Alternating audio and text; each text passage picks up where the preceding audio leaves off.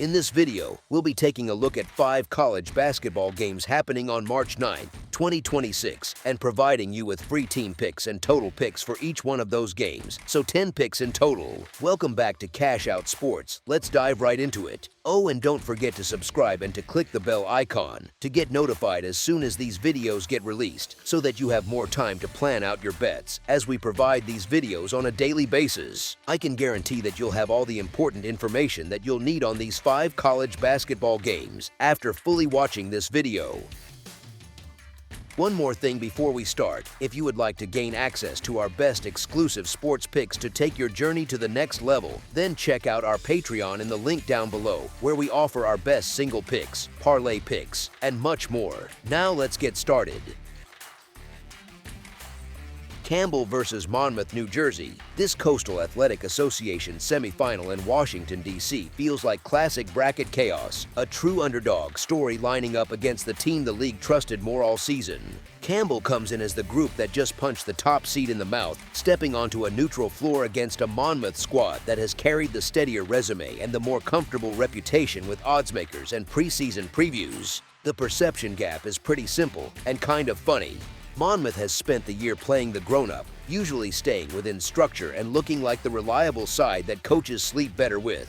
Campbell has lived on the other end of the spectrum, swinging from big runs to nervous moments, but also bringing a kind of joyful volatility that can really mess up a bracket once they get rolling. Here is the thing, those two identities actually crash straight into each other in a game like this. Campbell leans into chaos, pushes the ball, crashes the glass, and keeps coming, which means they keep finding extra chances even when the first shot is not pretty. Monmouth prefers control, values the ball, and uses its length and hands to bother ball handlers, pick off lazy passes, and turn mistakes into smart, organized offense the other way. One side is trying to turn this into a clean business meeting, the other is trying to turn it into a street game where everyone is out of breath by the under 4 timeout. They are not strangers either.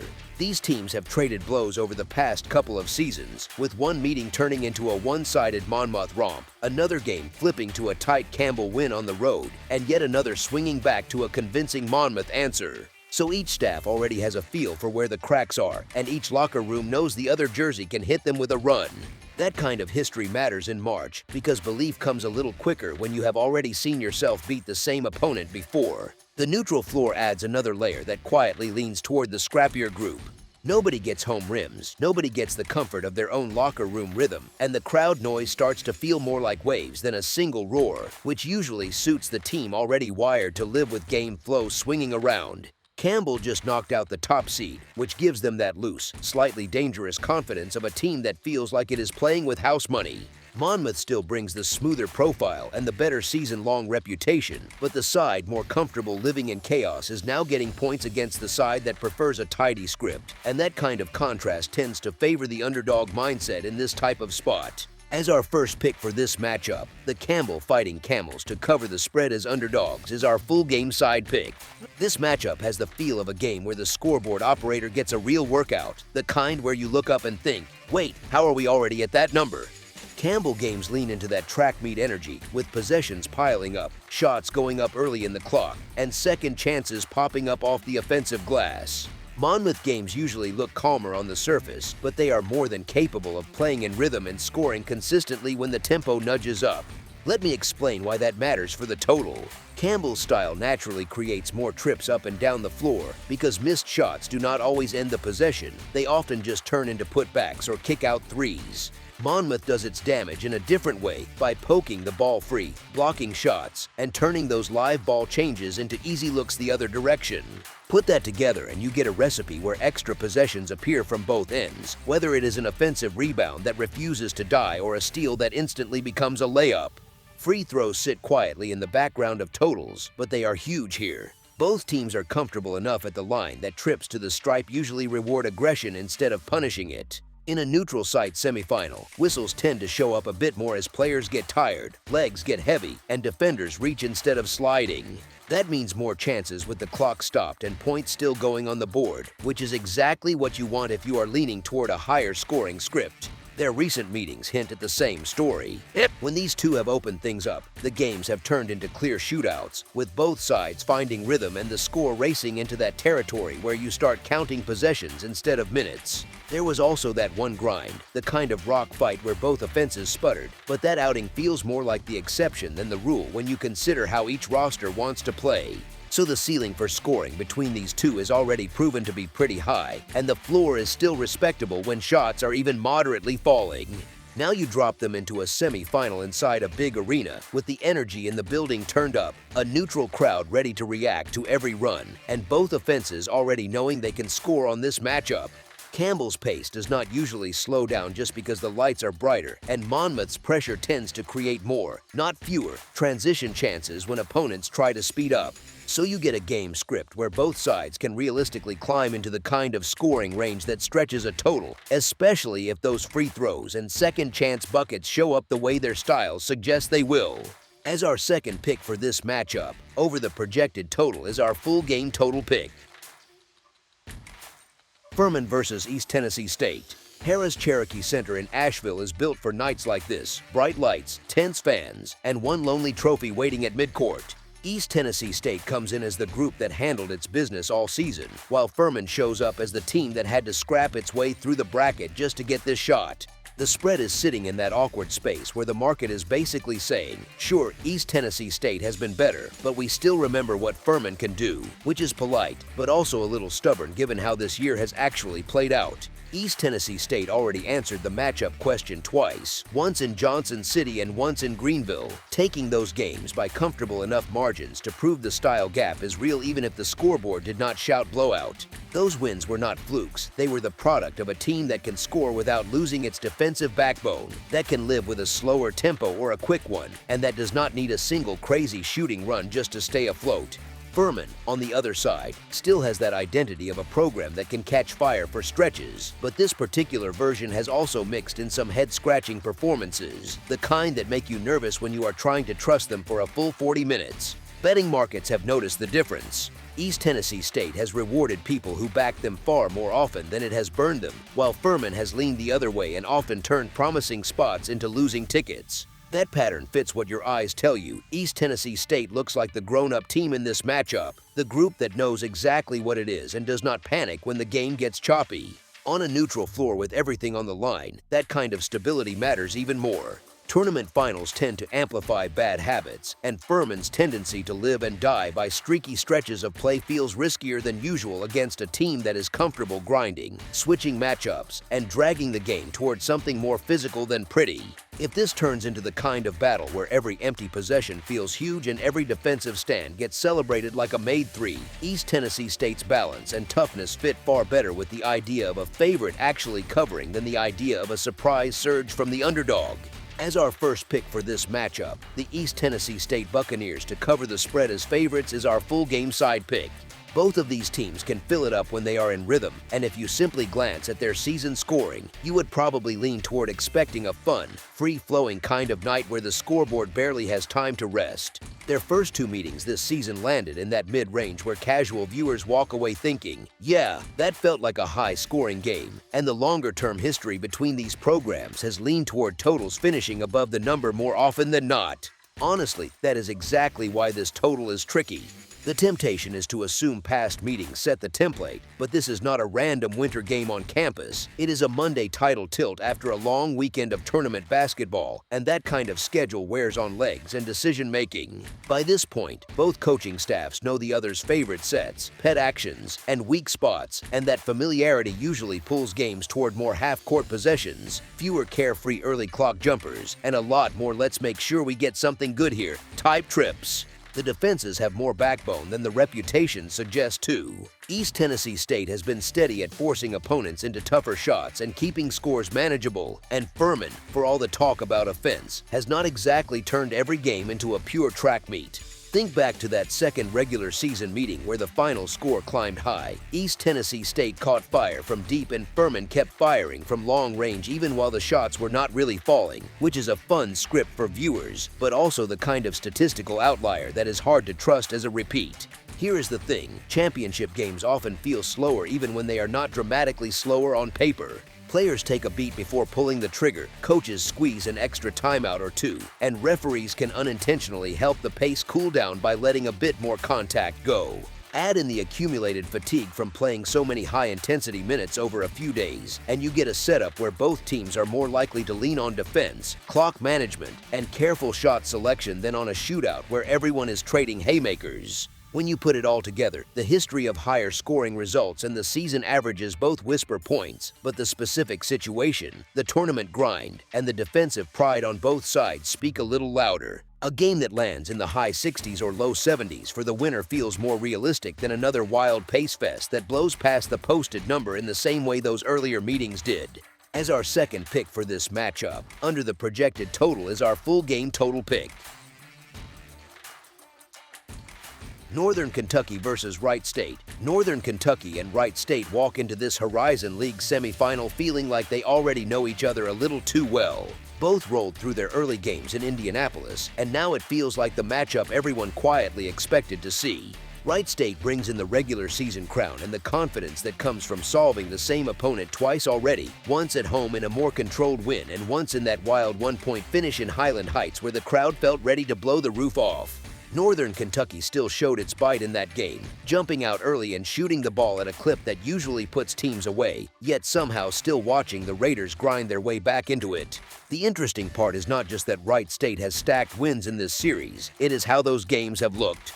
Whenever things tilt toward chaos, loose balls, quick possessions, and subtle momentum swings, Wright State tends to look oddly comfortable instead of rattled. The offense functions like a system you can trust, built on spacing, tempo control, and multiple guys who can carry a stretch without everything falling apart if one option goes quiet. Northern Kentucky can match that with stretches of real flair, and there are nights when the Norse look like they might run someone straight out of the gym, but their path to success leans more on streaks, emotional surges, and live-or-die shooting runs. That kind of profile is fun to watch, especially in a neutral floor tournament game, but it can be a little unforgiving when the opponent has already shown, twice, that it can absorb those punches, steady the game late, and close out tight finishes. Tournament pressure usually exposes who has the sturdier base rather than the prettier high points, and this matchup keeps pointing back toward the side that has already proven it can manage those late possessions against this exact opponent. As our first pick for this matchup, the Wright State Raiders to cover the spread is our full game side pick. These two do not exactly tiptoe into slow, methodical basketball when they see each other. That last meeting turned into a track meet, with both sides pushing the pace, trading buckets, and turning almost every good defensive stand into a fast chance the other way. The scoreboard barely had time to catch its breath, and it was not some weird one-off fluke. It was completely in line with how these programs have played when they lock up. Recent matchups between them keep landing in that high-scoring neighborhood, living in ranges where 1 or 2 quiet minutes barely make a dent. Both offenses lean naturally toward attacking rather than stalling, and both defenses sit in that familiar middle ground where they can make plays but rarely choke the life out of a game. Over a full season, Northern Kentucky has shown it is comfortable playing in games where both sides find the low 80s, while Wright State's profile just as easily points to nights where the Raiders live around 80 and still give plenty back on the other end. That mix is exactly how you get long runs, quick responses, and the kind of rhythm where a 10-point stretch appears out of nowhere and then vanishes just as fast. Tournament settings usually crank that up a notch. Rotations tighten, legs get tired, and tired legs tend to hurt defense long before they hurt jump shots or layups in space. Late in these games, coaches trade timeouts for quick looks, late fouls stretch the final minute into a series of possessions, and every free throw suddenly matters for anyone sitting on a points ticket. When you put all that on top of an already proven history of high-scoring meetings and two offenses that do not really need an invitation to run, the expectation leans toward another game where the scoreboard operator stays busy from start to finish. As our second pick for this matchup, over the projected total is our full game total pick. Northern Colorado versus Montana. Northern Colorado and Montana walk into Boise like two people who agreed they were done texting, then still show up at the same party anyway. Neutral floor, bright lights, win or go home energy. It all hits a little harder in March when every possession suddenly feels like it is worth double. The market has given Northern Colorado a small edge, not a huge one, more of a respectful nod than a full embrace of a blowout script. That kind of spread usually says the books see these teams as closer than the highlight reel from last week would make you think, which is exactly where the fun starts. A week ago, Northern Colorado did not just beat Montana, they ran them off the floor in an 85-57 kind of way that sticks in your memory. That is a 28-point gap, and even if you try to be calm about it, your brain keeps replaying that scoreboard and wondering if the matchup itself is tilted in a pretty obvious direction. Honestly, it is easy to overreact to one night, but when the result matches what the season has whispered all along, it is hard to just shrug and move on. Across the year, Northern Colorado has looked like the group that loves to live in the 80s on the scoreboard, sitting around 82.3 points per game with an offense that produces about 115.9 points per 100 possessions. Montana is not helpless, not by a long shot. They sit around 77.1 points per game and roughly 108.7 points per 100 possessions. But there is a clear difference in how quickly each side can stack points when things are flowing. It feels a bit like one team is driving a sports car and the other is in a good solid sedan. It will get there, but not with the same pop when the light turns green. The tempo gap looks small on paper, yet it shows up when you watch. Northern Colorado sits around 68.9 possessions per 40 minutes, a touch quicker, while Montana is closer to 67.3, a little slower and more methodical. That is not chaos versus crawl, but it does mean that when the game loosens up, the Bears are usually the ones grabbing the ball, pushing the pace, and forcing defenders to make fast choices in transition while everyone in maroon is still backpedaling. Form matters in March, even if we pretend it does not. Northern Colorado coming in after winning 9 of their last 10 tells you this is a locker room that believes its style works, and that belief shows up in how freely they cut, pass, and shoot. Montana has had their moments too, but their path this season has had more bumps, more stretches where scoring looked like work rather than something natural. In a neutral setting, that difference in comfort level can feel bigger than any seed line or betting line. Speaking of neutral, playing in Boise takes away the safety net of a real home crowd for Montana. Nobody gets the advantage of sleeping in their own beds or hearing their band shake the building every trip down the floor. That tends to favor the team whose offense travels better, the one that does not need the home whistle or the familiar rims to find rhythm, and Northern Colorado has played like that team all year, steady and repeatable, not just a product of friendly surroundings. When you pull all of that together, the recent head-to-head, the season-long efficiency edge, the slightly faster tempo that suits the Bears, and the neutral floor that strips away excuses, that modest spread starts to look a little soft for the favorite rather than a trap for the dog. As our first pick for this matchup, the Northern Colorado Bears to cover the spread as favorites is our full game side pick. Books have hung a pretty ambitious total number on this game, signaling they expect a lot of buckets, a lot of pace, and not a lot of defensive patience. Here is the thing, though, the way these two actually play, especially against each other, tells a slightly different story than the one suggested by that high bar. Look back at their meeting a week ago. Northern Colorado poured in 85 points, which feels wild on its own, yet the game still landed at 142 total points. That is a clear reminder that you can have one side cooking on offense and still end up short of a lofty total when the other team stalls out and the game flow slows just enough to drag the final number down. So even in a night where the Bears got almost everything they wanted, the final tally stayed more controlled than the pregame expectations implied. The tempo numbers back up that idea of a game that is active but not frantic.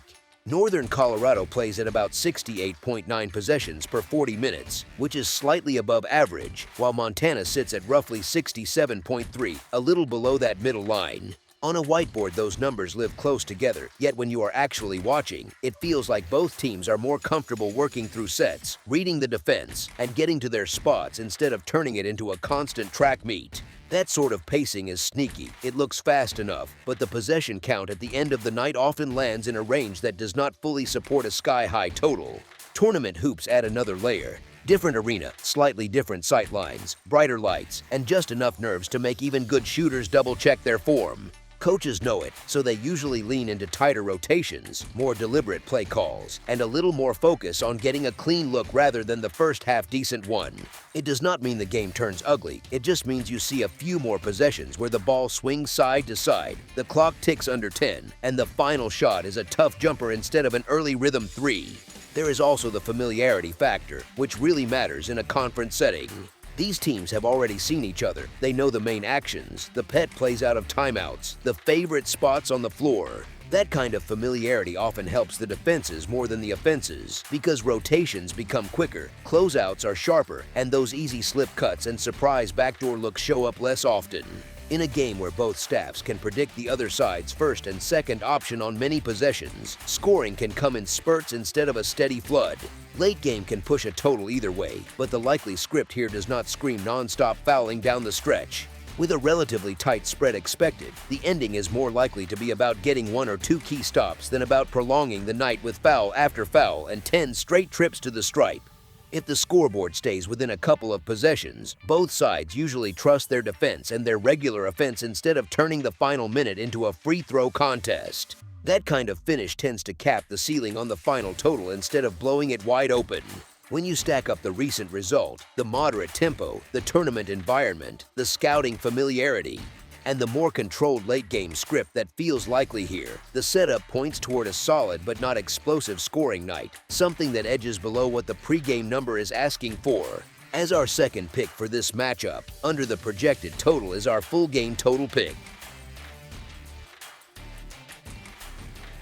Detroit Mercy versus Robert Morris. Detroit Mercy walks into this showdown with Robert Morris as the kind of story people around the league quietly root for, a group that was sitting at rock bottom with a single win not long ago and is now sitting as a top 3 seed after going 12-8 in league play and closing the regular season on a 7-2 stretch. The energy around them feels loose and hungry at the same time, a team that has been playing with house money for months suddenly realizing there is actually something big on the table. The way they scrap on the glass, chase down long rebounds, and keep possessions alive gives them a blue-collar feel, and that style usually travels well in a tournament setting where nerves can be louder than the pep band. The flip side is that this is the first time this specific group has carried this kind of expectation into a neutral court semifinal, and that shift, from spoiler to target, has a way of tightening shoulders in key moments. Robert Morris sits on the other side of this matchup dealing with a very different kind of pressure, the kind that comes when everyone expects you to behave like the grown-up in the room. The Colonials come in as the defending tournament champions, locked in as the 2 seed with a 22-10 record, and their profile looks exactly like the kind of team coaches on film sessions respect even if they do not say it out loud. The shooting numbers tell a calm story, hovering around 47% from the field with close to 9 made threes per game at roughly 37% from deep, which creates spacing that stretches defenses wider than they would like to be stretched in March.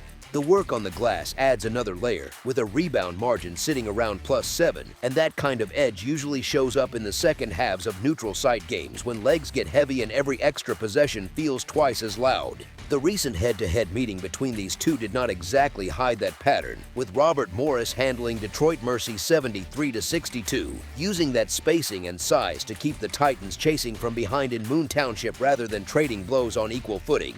The venue shifts this time, with everything set on a neutral floor in Indianapolis where the Horizon League format drops the 2 seed and 3 seed straight into this semi-final, winner moving on to play for the automatic bid the very next night, which adds its own strange mix of urgency and patience to how coaches script rotations. The numbers under the hood still pull in a familiar direction, Detroit Mercy living with a negative scoring margin as they score about 77.7 and allow about 78.7, while Robert Morris carries a steadier advantage of roughly plus 4.9 points per night with cleaner assist-to-turnover ratios and a habit of turning one big run into a multi-possession cushion instead of merely a highlight. The more you stack those pieces together, the more this matchup starts to tilt toward the side that has already shown it can handle the weight of expectation and use its balance and physical edge to push games past the one-possession sweat range when things really settle in. As our first pick for this matchup, Robert Morris to cover the spread as favorites is our full game side pick. Scoring in this game feels like a question of which version of these teams shows up, the season-long one or the memory of that last meeting where the final score ended up looking much more controlled than their usual rhythm. The box score story across the year hints at something far more open, with Detroit Mercy games quietly turning into track meet-style contests, their regular season numbers sitting around 77.7 points scored and 78.7 allowed, which lands you near 156 total points on an average night. The way they play, pushing pace just enough, attacking early in the clock, and living with some quick shots, often makes their games feel like the kind of thing where the scoreboard operator barely has time to look up. Robert Morris, for its part, lives only a couple of rungs lower on that chaos ladder, ending up in environments that average around 151 total points with about 78 points scored and roughly 73.1 allowed. The perimeter volume, with those frequent three-point attempts and the passing that piles up close to 18 assists each game, keeps their offense from getting bogged down for long, because there is always another shooter popping free out of a simple action. The current total on the board sits underneath what those combined scoring environments suggest, which tells you the market is baking in a whole lot of respect for tournament nerves, neutral site depth perception, and the idea that coaches might prefer a half-court grind over a pace war. The previous matchup between these two sides finished at 135 points in that 73-62 Robert Morris win, and even that felt more about Detroit Mercy having an off-shooting night in a true road setting than it did about either team suddenly turning into a slow-paced, walk-it-up group. The shift to a neutral semifinal in Indianapolis changes small but important details, from sightlines that are new for both teams to a whistle that often tightens late when possessions become more physical and coaches spend timeouts like their coupons expiring tomorrow. The late-game script in a knockout setting usually brings the familiar sequence: quick fouls to extend the game, a parade to the free throw line, and possessions where defense is forced to gamble just to keep time on the clock, which all quietly feeds extra points into the final total. The style Detroit Mercy has leaned on all year, one that almost insists possessions end in shots rather than empty turnovers, also pushes things toward more scoring chances on both sides, especially when mixed with an opponent that is comfortable spacing the floor and firing from the perimeter. The more that perimeter look for Robert Morris tracks with its season-long profile, and the more Detroit Mercy leans into that attacking identity that carried them from one win to genuine contender status, the more this number feels like it has room above it rather than below it, with the real risk being a scoring run that stretches the total higher instead of a rock fight that drags it into the mud. As our second pick for this matchup, over the projected total is our full game total pick. That's all for now, so if you have any other games you would like reviewed, then leave a comment down below with the game you would like analyzed, subscribe to our channel, leave a like on this video, and we'll get to it as soon as we possibly can. We would also love to hear your opinion on the picks presented to you in this video, whether you agree or disagree with them, so leave a comment down below and do let us know.